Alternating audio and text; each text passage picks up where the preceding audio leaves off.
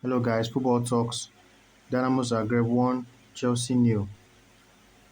Chelsea were made to pay the price for a high line in this game. Dinamo Zagreb getting a goal with a counter attack that surprised the world. They broke and Orsic ran the length of the pitch and put the ball into the back of the net beyond keeper. But Dinamo Zagreb would have been very pleased with this result, but it's something that Chelsea will be very disappointed with. And this performance in particular was evidence that Chelsea are still working on the understanding between each other. These players, especially the new players who have been brought in, there isn't that chemistry yet between them. And on that note, I think the question that has to be asked is if it's wise for Chelsea at this stage with this team being a work in progress, playing such a high line.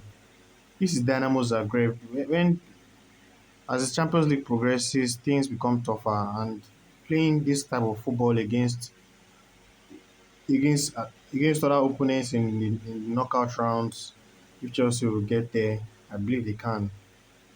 It's going to be much more costly than even tonight. Tonight, there's in the group stage, there's still room for error, and Chelsea can still try and come back and the next game with a game plan to win. But it has to be said that from the results in this game and even the results and the performances, some of the results and performances in the Premier League, it seems like these players are not really used to these players, especially the new signings, are not really used to Tuchel's methods. They don't really understand. They don't really grasp fully what he's demanding of them, and it seems like how you're being asked to play is a little bit too complex for the level of understanding that is existing in this team currently.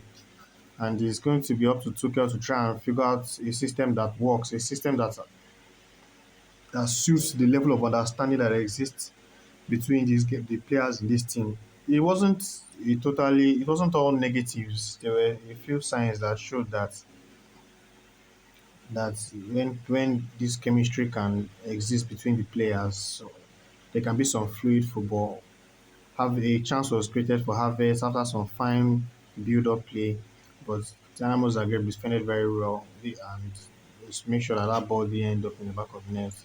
There was a fantastic game by Dinamo Zagreb. They were very prepared for this game. They were very up for this game, and Chelsea as well. It's not like they were lazy or they didn't put in the hard yards and didn't put in any shift. They worked hard too, but it was very evident that team chemistry is what is holding the team is what seems to be the biggest challenge for the team at this point. But I think this is something that will address itself as the season goes on. As the more they play with each other, train with each other, they'll be able to play more and more as a unit each time they step out on the pitch. I'd love to hear your comments section below. What do you feel this loss does now for Chelsea? What do you feel this does mean for Chelsea? Do you think it's just a one-off, or do you think things will get better, or do you think it's a sign that that both the fans and the club should be worried? What do you feel about these results?